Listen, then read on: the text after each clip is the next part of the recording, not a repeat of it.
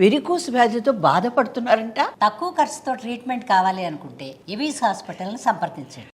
శ్రీ గురుభ్యో నమః. మహాగణాధిపతి నమః. శివాయ గురు నమః.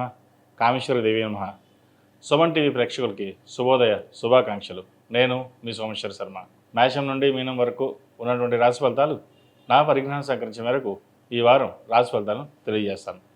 ఈ రాశి ఫలితాలు ఈ నెల 18వ తారీఖు నుండి 24వ తారీఖు వరకు వర్తిస్తాయి. ముందుగా గోచారం. మేషంలో బుధుడు, వృషభంలో రవి, మిథునంలో గురువు, కర్కాటకంలో కుజుడు, కన్యలో కేతువు, అలాగే మీనంలో శుక్రుడు, శని, రాహువు, చంద్రుడు మకర, కుంభ, మీన రాశుల్లో సంచారం. తదుపరి మీన రాశి. మీన రాశి వారికి ఈ వారం చాలా అనుకూలంగా ఉంది. జన్మరాశిలో శని అష్టవర్గులో 4 పాయింట్లు ఉన్నాయి. అలాగే సర్వాష్టవర్గులో 35 పాయింట్లు వచ్చాయి. చేపట్టిన ప్రతి పనిలోనూ విజయం సాధిస్తారు. ఎంతో కష్టపడి పైకి రావాలన్న మీ ధోరణి ఏదైతే ఉందో అది ఈ వారం నెరవేరుతుంది. కష్టే ఫలి అన్నారు పెద్దలు. కష్టం తగిన ప్రతిఫలాన్ని ఆశిస్తారు. అయితే ఎంత చేసినప్పటికీ బంధువర్గం కావచ్చు, మిత్రవర్గం కావచ్చు, మిమ్మల్ని ఏదో రకంగా ఇబ్బంది పెట్టే విధంగా గోచరిస్తుంది. మీరు మంచిగా వెళ్తే చెడు ఎదురు వస్తుంది. జీవితంలో ఇంకెవరితోనే మాట్లాడకూడదు అనే ధోరణి ఏర్పడుతుంది. ఎవరికి ఏ సహాయం చేయకూడదు అనే ధోరణి కూడా ఉంటుంది. ఒకప్పుడు మీరు ఎంతో సహాయం చేసిన వాళ్ళు కూడా మిమ్మల్ని మొహం చాటేయడం, మీకు అవసరానికి ఆదుకోకపోవడం కూడా ఇదొక ఇబ్బందికరమైన వాతావరణం చెప్పవచ్చు. ఎంతో నమ్మి మన అనుకుని మీరు ముందుకు వెళ్తే మిమ్మల్ని అవసరానికి వాడుకుని వదిలేసే రక వాళ్ళు చాలామంది ఉన్నారు. అటువంటి వాళ్ళకి మీరు ఎంత దూరంగా ఉంటే అంత మంచిది. ఏదైనా సరే సంతానం, జీవిత భాగస్వామి తప్ప ఇంకొకటి విషయాలలో తల దూర్చకుండా మీ వరకు మీరు వెళ్ళడం అనేది చెప్పదగిన సూచన. ఎన్ని రకాలుగా ఇబ్బంది పెట్టినా సరే భగవత్ అనుగ్రహం వల్ల మీకు ఎటువంటి ఇబ్బంది ఉండదు. ఆ పరమేశ్వర అనుగ్రహం మీకు తోడుగా ఉంటుంది. మీ పని మీరు చేసుకుపోండి, తర్వాత పరమేశ్వరుడే ఇస్తాడు మీకు. ఉద్యోగపరంగా స్థానచలనం కనిపిస్తోంది. ఉద్యోగం మారాలనుకునే వారికి మంచి ఉద్యోగం వస్తే మారండి, లేకపోతే ఉన్న ఉద్యోగంలోనే స్థిరంగా ఉండడం చెప్పదగిన సూచన. తక్కువ జీతం ఇచ్చినా స్థిరంగా ఉన్నది ఇంపార్టెంట్ ప్రస్తుత పరిస్థితుల్లో. ఎందుకంటే ఉద్యోగపరంగా చాలా రకాలు చూస్తున్నాం. ఉద్యోగాలు రావడమే గగనం అయిపోతుంది. ఈ మధ్యకాలంలో బీటెక్ చదువుకున్న వాళ్ళు కూడా డెలివరీ బాయ్స్ కింద పనిచేయడం మొన్న ఈ మధ్య చూశాను. అంత పెద్ద చదువుకుని కూడా ఉద్యోగాలు రాకుండా తల్లిదండ్రులకి భారం లేకుండా నిలబడాలి, మన శక్తి మీద మనం నిలబడాలి అనే భావంతో ఉన్నారు. చక్కగా నాకు నచ్చింది అది. ఎందుకంటే ఒక చదువుకున్న తర్వాత ఉద్యోగం కోసం ఇది రాకపోతే అది, ఈ ఉద్యోగం కాకపోతే ఇంకో ఉద్యోగం, కానీ ఎప్పుడు ఖాళీగా ఉండకూడదు. మనకు మన స్థాయి నుంచి ఉద్యోగం రావడం కోసం వెయిట్ చేయండి, కానీ ఈ లోపల ఖాళీ ఉండకుండా ఏదో ఒకటి చేసుకోవడం తప్పు లేదు. ఏది చిన్నతనం కూడా కాదు. పనే దైవం. పనిని మనం దైవంగా భావించినట్లయితే దైవం కూడా మనల్ని చక్కగా చూస్తాడు. ఇది మన పెద్దవాళ్ళు చెప్తున్న సూత్రమే. ఇది నేను కొత్తగా చెప్పింది ఏమీ కాదు. కాబట్టి దైవాన్ని నమ్ముకోండి, పనిని నమ్ముకోండి, కష్టపడండి. వ్యాపార అభివృద్ధి కోసం చేసే ప్రయత్నాలు చక్కగా రాణిస్తాయి. అయితే వ్యాపార అభివృద్ధి బాగుంటుంది, లాభాలు బాగుంటాయి, లాభాల దగ్గర ఖర్చులు కూడా ఉంటాయి. వాటి విషయంలో జాగ్రత్త ఉండండి. ఎందుకంటే ఒకసారి అందరికీ డబ్బులు పిచ్చి మోసపోయాం, మోసం చేశారు, ఇవన్నీ ఉన్నాయి. ఇప్పుడైనా సరే మేలుకొని మన వరకు మనం బాగుండాలి, రూపాయి ఖర్చు చేయకుండా జాగ్రత్తగా పొదుపు చేయాలన్న భావంతో ఉండండి. దానివల్ల మంచి ఫలితాలే సంప్రాప్తిస్తాయి. పిల్లల వివాహం కోసం ఎలాగాని మదన పడతారు. అయితే శుభకార్యం ఎలాగ నిర్వర్తించాలా అనే మీమాంసలో పడతారు. అయితే ఇటువంటి విషయ వ్యవహారం లేకుండా, ఎటువంటి ఇబ్బందులు లేకుండా ఆ సమయానికి ధనం అనేది ఏర్పడుతుంది. అది ఎలాగైనా సరే అప్పో సొప్పో ఏదైనా సరే వివాహాన్ని ఘనంగా నిర్వహిస్తారు. శుభకార్యాల్లో చాలామంది బాగా చేశారు, డబ్బు ఎక్కడి నుంచి వచ్చింది, ఎలా వచ్చింది, డబ్బు నిజంగా ఎక్కువ ఉందేమో అనే భావన కూడా ఏర్పడుతుంది. మీరు అప్పు చేశారనేది ఎవరికి తెలియదు, లోన్ పెట్టారని ఎవరికి తెలియదు, డబ్బు కోసం ఎంత ఇబ్బంది పడుతున్నారో మీకు తెలియదు. కానీ నలుగురిలోనూ మీరు బాగా చేస్తున్నారు అని ఉంటుంది. ఉండనివ్వండి, అదే మంచిది. మనం ఎందుకంటే ఎంత కష్టపడ్డా సరే భగవంతుడు మనకు తోడున్నాడు. ఆయనే చూస్తాడు అనే ధోరణి తోటి ఉంది. కష్టే ఫలి అన్నారు పెద్దలు. కష్టపడిన దానికి ప్రతి ఒక్కరికి ఫలితం దక్కుతుంది, అది శాస్త్రం. కాబట్టి ఇటువంటి విషయ వ్యవహారాల్లో ఎటువంటి ఇబ్బంది లేకుండా ముందుకు వెళ్ళండి, మంచి ఫలితాలు సంప్రాప్తిస్తాయి.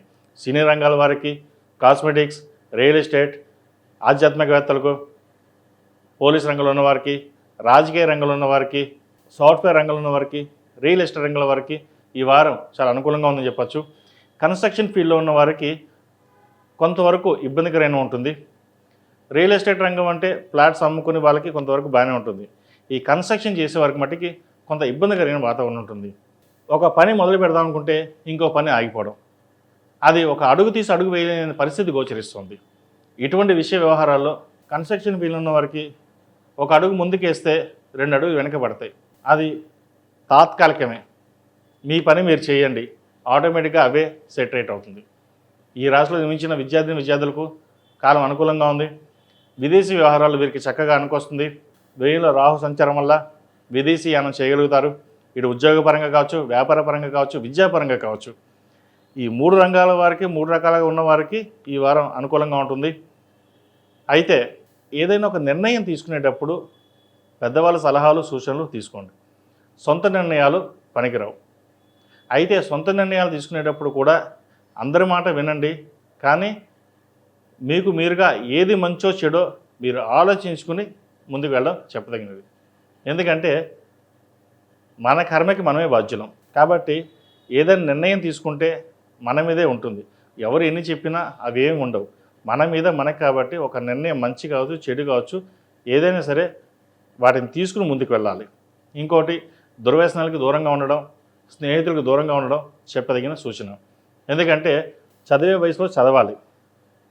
ఫ్రెండ్స్ ఉన్నారు, వాళ్ళు చదివేసుకుంటారు, వాళ్ళు పైకి వస్తారు, మిమ్మల్ని పాడు చేస్తారు. అది మీకు అర్థం కాదు. ఇంట్లో పెద్దవాళ్ళు చెప్తే పెద్దవాళ్ళు చెడ్డవాళ్ళు అవుతారు. ఎప్పుడూ అంతే. ఇంట్లో తల్లిదండ్రులు పిల్లలకి ఎప్పుడు చెడ్డవాళ్ళే. ఎందుకని? వాళ్ళు తిడతారు, చదవమని చెప్తారు కాబట్టి. అదే ఫ్రెండ్స్ ఎవరు చెప్పరు కదా, రారా సినిమాకి వెళ్దామంటారు, వాళ్ళు నచ్చుతారు మీకు. ఎందుకంటే సినిమాకి వెళ్దామంటారు, షికారికి వెళ్దామంటారు, లేదా ఇంకెక్కడికి వెళ్దామంటారు. వాళ్ళు ఎందుకు నచ్చుతారంటే చదవమని చెప్పరు, తిట్టరు. తిట్టే వాళ్ళు ఎప్పుడు చెడ్డవాళ్ళే. కానీ ఒక్కటి గుర్తుపెట్టుకోండి, మిమ్మల్ని తిడుతున్నారు అంటే మీ మీద అభిమానం ఉన్నట్లు లెక్క, ప్రేమ ఉంది కాబట్టి మీరు పాడవకూడదు, మంచి వృద్ధిలోకి రావాలి అనే ఒక పట్టుదలతో చెప్తారు, మీ మేలు కోరి చెప్తారు. కాబట్టి విద్యార్థులు నేను చెప్పే విషయం ఏంటంటే, చదివే వయసులో చదవండి. 4 ఏళ్ళు కష్టపడితే 40 ఏళ్ళు సుఖపడతాం. అదే 4 ఏళ్ళు సుఖపడితే 40 ఏళ్ళు కష్టపడతాం. అది ఏది కావాలో మీరే డిసైడ్ చేసుకోండి. నేను కూడా చెప్పాల్సిన అవసరం లేదు, తల్లిదండ్రులు చెప్పాల్సిన అవసరం లేదు. ఇటువంటి విషయ వ్యవహారాల్లో నేను ఖచ్చితంగా చెప్తున్నాను. ప్రస్తుతం నడుస్తున్న దశకి తీసుకునే నిర్ణయాల బట్టి ఆధారపడి ఉంటుంది. కాబట్టి ఇటువంటి విషయాల్లో ఎటువంటి తొందరపాటు నిర్ణయాలు తీసుకోకుండా జాగ్రత్తగా ఉండడం చెప్పదగిన సూచన. ఈ రాశిలో జన్మించిన స్త్రీలకు వృత్తి ఉద్యోగాల పరంగా, వ్యాపార పరంగా, అభివృద్ధి పరంగా బాగుంటుంది. రావాల్సిన ధనం చేతికి అందుతుంది. జీవిత భాగస్వామి సలహాలు, సూచనలు వీరికి బాగా లభిస్తాయి. ఏదైనా సరే ఒక నిర్ణయం తీసుకునేటప్పుడు భాగస్వామి నిర్ణయాలు తీసుకోండి. భాగస్వామి వ్యాపారాలు చేసేవాళ్ళైతే కొంత ఇబ్బందికరమైన వాతావరణం ఉంటుంది. ఎందుకంటే మీకు మీరుగా ఓన్గా చేసే వ్యాపారాలు కలిసి వస్తాయి. భాగస్వామి, పార్ట్నర్స్, జీవిత భాగస్వామి కాదు, పార్ట్నర్స్. ఈ పార్ట్నర్స్ వ్యాపారాలు అంత అనుకూలించవు. మనకు అన్నీ బాగానే ఉన్నాయి, మనం బాగా చేయగలం, మీరు ఎంతైనా సరే అందరూ మిమ్మల్ని వాడుకునే వాళ్ళు తప్పితే కానీ మీకు ఏ రోజు సహాయం చేసేవాళ్ళు ఉండరు. ఇది పర్సనల్గా కావచ్చు, వ్యాపార పరంగా కూడా కావచ్చు. ఉద్యోగంలో కూడా మిమ్మల్ని అలాగే వాడుకుంటారు. కాబట్టి ఉద్యోగంలో, వ్యాపారంలో ఏదైనా సరే మీకు మీరుగానే నిర్ణయాలు తీసుకోండి. అలాగే ఆరోగ్యపరమైన కొన్ని జాగ్రత్తలు తీసుకోవాలి. ఎందుకంటే దశమ రాష్ట్రాధిపతి అయిన దశమాధిపతి మీన రాష్ట్రాధిపతి గురువు చతుర్థంలో ఉన్నారు. 6 కేతువు. ఏదైనా చిన్న చిన్న ఆరోగ్యపరమైన ఇబ్బందులు అనేవి వేరేపడతాయి. ముఖ్యంగా హృదయం సంబంధించిన, కాలేయం సంబంధించిన ఇబ్బందులు కూడా ఉంటాయి. జాగ్రత్త వహించండి. మొత్తం మీద ఈ రాశి వారికి గత 2-3 వారాల కంటే ఈ వారం కొంతవరకు చాలా బాగుందని చెప్పచ్చు. అయితే ఈ రాహుకేతుల ప్రభావం అనేది ప్రతి రాశి మీద ఉంటుంది కాబట్టి సుబ్రహ్మణ్య స్వామి వారికి అభిషేకాలు చేయడం, సుబ్రహ్మణ్య పాశుపత హోమం చేయించడం చెప్పదగిన సూచన. ఈ రాశిలో మించిన వారికి కలిసి వచ్చే రంగు ఈ రాశిలో జన్మించిన వారికి కలిసి వచ్చే సంఖ్య 5, కలిసి వచ్చే రంగు ఎల్లో. ఏదైనా పని మీద బయటికి వెళ్ళేటప్పుడు మంగళవారం కానీ శుక్రవారం అడగని వెళ్ళండి, మంచి ఫలితాలు సంప్రాప్తిస్తాయి. అలాగే ఈ రాశివారు ఎవరికైనా అప్పు తీర్చేయాలనుకుంటే మంగళవారం కానీ ఆదివారం అడగని డబ్బులు ఇచ్చేయండి. సాధ్యమైనంతవరకు వీళ్ళకి అప్పులు తగ్గించడానికి అప్పులు తగ్గే అవకాశాలు చాలా వరకు వర్తిస్తాయి. మేషం నుండి మీనం వరకు ఉన్నటువంటి రాశి ఫలితాలు నా పరిజ్ఞాన సంఖ్య మేరకు ఈ వారం రాశి ఫలితాన్ని తెలియజేశాను. సర్వే జన సుఖినో భవంతు, లోక సమస్త సుఖినో భవంతు. ఓం శాంతి శాంతి శాంతి.